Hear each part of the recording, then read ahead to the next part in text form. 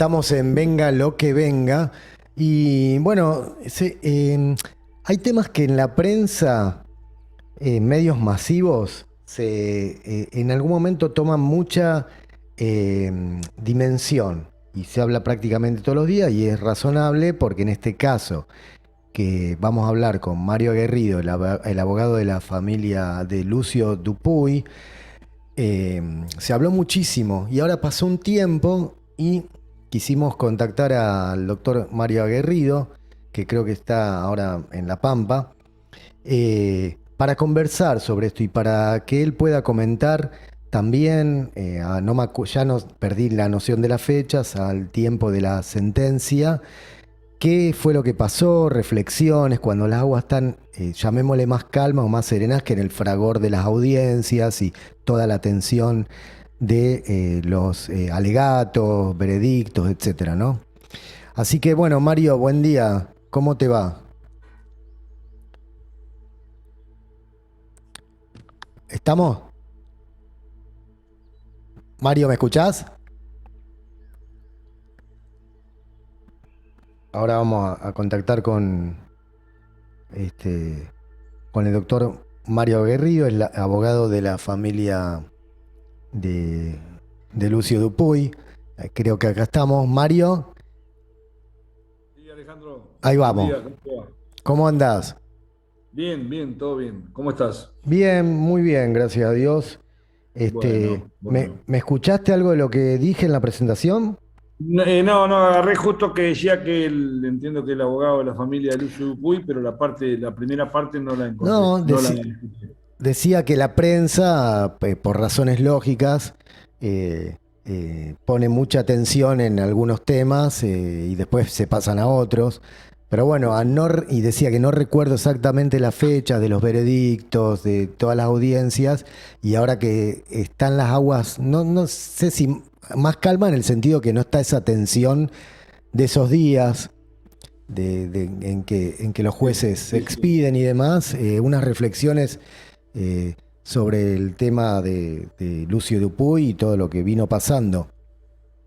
Bueno, sí, este tema de la prensa es una cuestión obvia, se va siempre sobre la coyuntura y la noticia es lo de hoy puntualmente. Después, obviamente, en función de la importancia que pueda tener o la conmoción que puede haber generado el caso Lucio, también el caso de este chico Fernando Baizosa, Exacto. cuando haya noticias, movimientos procesales, obviamente va a volver a aparecer en la prensa la cuestión. No es una cuestión que esté mal ni nada por el estilo, o sea, es hasta algo normal. En algún momento se discutió si se le daba más importancia a un tema o a otro. Yo creo que no era una cuestión de preferencias, era una cuestión de ir cubriendo las coyunturas cotidianas con lo que realmente es noticia. El caso de Lucio, por la conmoción que ha generado en todos los ámbitos, obviamente en La Pampa y en el país y en parte de Latinoamérica y hasta te diría que parte del mundo concretamente,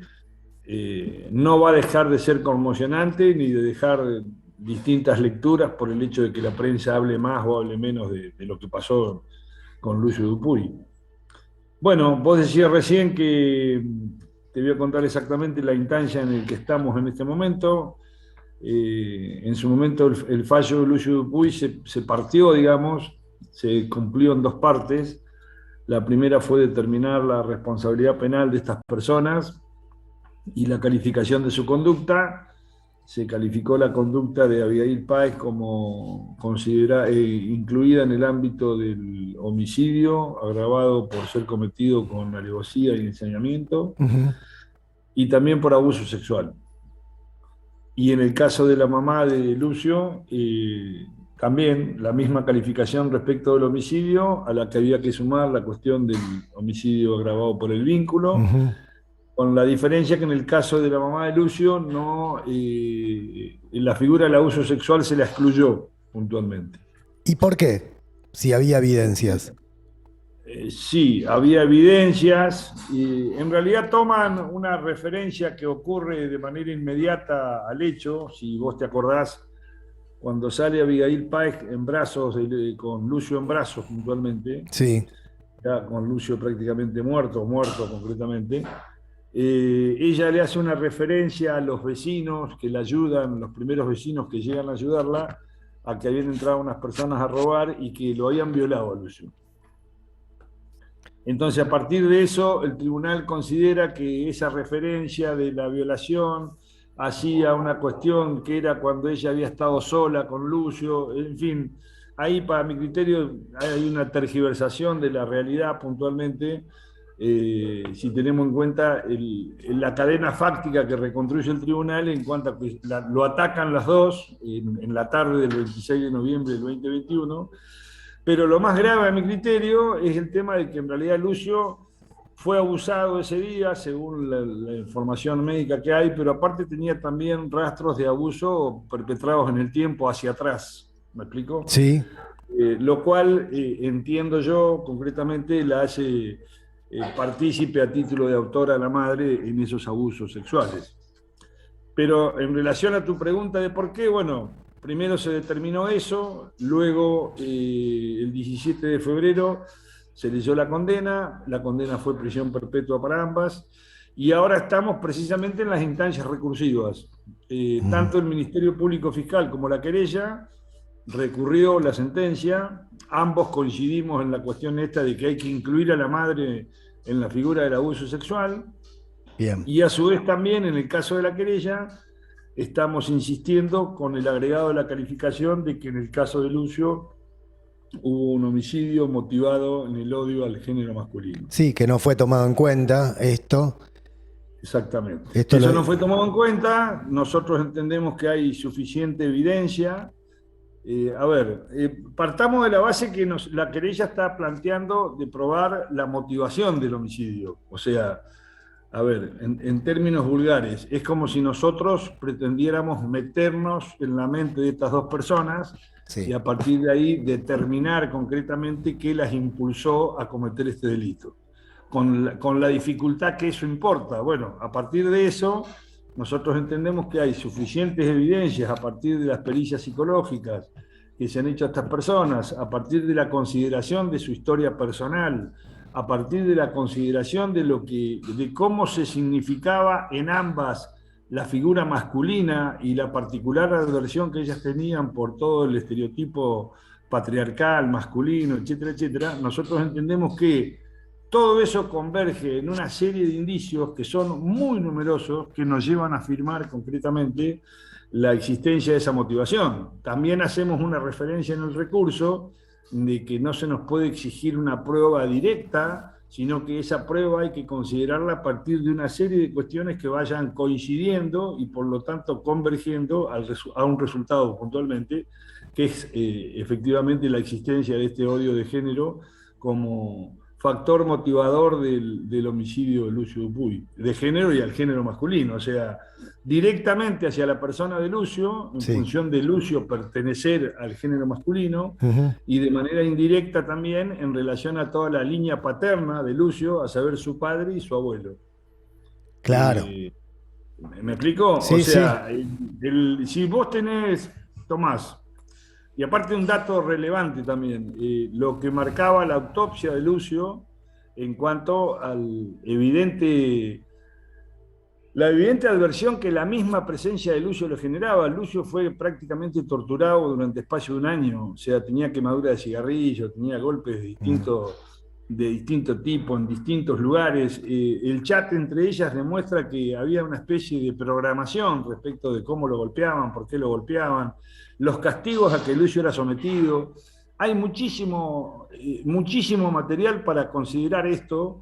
Si uno le quiere buscar una explicación, que no la encuentra, pero si uno quiere encontrar una explicación, teniendo en cuenta el sufrimiento a que fue expuesto este chiquitín, la única explicación es la existencia de un odio irracional hacia el chiquitín puntualmente, pero también de manera especial hacia el género. Es como un mensaje puntualmente hacia el género masculino al que pertenecía Lucio, con referencia directa a ese mensaje a lo que es el papá de Lucio y el abuelo. Y el abuelo. De Lucio. Sí, está clarísimo. ¿Y esto cuándo, las fechas de esto, cuándo sucede? Bueno, a ver, nosotros ahora ya también recurrieron las defensas, vale la pena aclarar. las defensas recurrieron, ellos plantearon en su momento la inconstitucionalidad de la prisión perpetua, que pretenden que se le aplique una pena en años. Las defensas eran distintas, porque en el caso de Abigail Páez, que reconoció el hecho, nada más que lo reconoce como un exceso de su voluntad puntualmente, pretendiendo la defensa que la conducta de Páez quede involucrada en el ámbito del homicidio preterintencional, que es un homicidio con una pena muy reducida. Y en el caso de, Magdalena Espósito Valenti, la defensa va un poco más allá, plantea la absolución, bueno, dice que no tuvo nada que ver en el homicidio, Sí. etcétera, etcétera. Así que eso ahora hay que resolver sobre una medida de prueba que pidió una de las defensas, y después van a fijar una audiencia. El Tribunal de Impugnación Penal fija una audiencia donde se discuten los recursos, digamos, el recurso de la defensa es contestado por la querella y la fiscalía, los recursos de la fiscalía y la querella es contestado por las defensas, y después el Tribunal de Impugnación entra a deliberar para el dictado de sentencia. Bien. Vale la pena aclarar que después, con esta sentencia, puntualmente, ahí vamos a tener la oportunidad concretamente de empezar a hablar de la ejecución de la condena, y es ahí donde la querella por lo menos va a plantear esta cuestión de que ellas en el lugar que están detenidas sean separadas, concretamente, que también es una aspiración que tiene la familia Dupuy, por lo menos al respecto de que se la separe y de que no estén juntas como viene pasando. Sí. Una cosita más antes de darte lugar a lo que vos quieras compartir. Sí, cómo no. ¿Qué va a pasar con la jueza Ballester? ¿Tenés idea de ese tema? No. Sí, nosotros no somos parte de eso, pero en La Pampa ya está. Hubo una denuncia, un pedido de jury que hicieron diputados de la provincia. Entiendo que fueron 2 bloques de diputados de la provincia, el oficialismo y también el bloque de diputados del PRO. Plantearon el jury de enjuiciamiento de esta funcionaria y está en trámite. O sea, hicieron el pedido de jury, ratificaron la denuncia ante el Superior Tribunal, y ahora resta el decreto de admisibilidad o no respecto a la denuncia, porque ese decreto de admisibilidad, si mal no recuerdo, va a importar también la eventual suspensión de la jueza en sus funciones puntualmente. Así que, bueno, tal como yo lo deseaba como pampeano, en su momento la provincia ha puesto en movimiento sus estamentos institucionales a los efectos de determinar si en el caso de esta juez existe algún tipo de responsabilidad funcional y si esos hechos por las que se la declare eventualmente responsable hacen pasible de que ella sea destituida del cargo que ostenta puntualmente. Pero Bien. Nosotros ahí, cuando hablo de nosotros, hablo de la familia Dupuy, no somos parte puntualmente. En su caso considero que a lo mejor pueden haber sido algunos de los Dupuy citados, pueden ser, llegado el caso, citados a declarar. Eso, desconozco los tenores de los pedidos de jury, desconozco por lo tanto la prueba ofrecida al respecto, pero ese es el camino que está siguiendo la cuestión de la determinación de la responsabilidad de la juez de familia General Pico, que en su momento otorgó el cuidado personal a esta señora Magdalena Espósito Valenti, que era la madre de Lucio. Exactamente. Doctor, ¿quiere compartir algo más? No, Alejandro, y bueno, ayer cuando acordamos que me llamaste para hablar un poco, para traer un poco más a la memoria o recordar un poco lo que está pasando, ubicarnos lo que está pasando con el caso Lucio. Bueno, aprovecho esta ocasión puntualmente. Nosotros ya nos conocemos, creo que fue en un programa de este mismo espacio del día 12 de noviembre del 2022. Sí. En aquella oportunidad compartimos el espacio con el doctor Audar Avini y el doctor Barceló, un abogado de Santa Fe. En aquella oportunidad yo hice mención, en realidad no se hizo mención en el programa, fue una mención a un tema en el cual supuestamente Audar Avini iba a intervenir con el doctor Barceló, que acá en La Pampa se lo conoce como el denominado caso Junior. Yo el caso en sí no lo conozco, y en aquel momento la referencia a ese caso fue haciendo referencia a una charla que yo había tenido con alguien vinculado concretamente con el caso. Pero bueno, Y la referencia a esa charla, incluso cuando ocurrió esa charla, el caso, este denominado caso Junior, estaba recién en sus inicios puntualmente, o sea, no había condena, no había absolutamente nada. Bueno, hoy ese caso ha avanzado de manera tal de que hay una condena, por lo tanto, yo he sido requerido en función de aquellos dichos que tuve sobre esta cuestión Sí, y sin perjuicio de que tengo claro a qué me quise referir y a qué me referí puntualmente, me veo en la obligación de pedir disculpas concretamente a las personas involucradas en esa temática. Ya a esta altura del partido, acá hay sentencia en esta causa. Desconozco si está firme o no, entiendo que sí, pero desconozco. Pero ya hay una persona que es considerada víctima, puntualmente, no puede haber dudas de eso. De modo tal que si mis expresiones pudieron ofender a esta persona o a algún integrante de su familia, yo me veo en la obligación y en la necesidad puntualmente de pedir disculpas concretamente, si es que mis expresiones desde su punto de vista las han podido ofender en concreto. De manera tal de que tenía que aprovechar este espacio puntualmente para expresar concretamente mi absoluta falta de intención en ofender a nadie puntualmente, pero sin perjuicio de eso, si alguien se ha considerado ofendido con aquellas expresiones que yo tuve, más allá de que yo sepa y conozca puntualmente a qué me referí, pido disculpas expresamente, tal como te indiqué. En aquel momento no indiqué nombres de personas puntualmente, no lo voy a hacer ahora, simplemente pido disculpas a quienes consideraba víctima por la justicia pampeana, en ese caso puntualmente, y sí. también a los integrantes de su familia para el supuesto caso de que ya sean efectivamente considerados ofendidos por mis expresiones. Nada más, este es el mismo programa, el mismo medio donde me manifesté.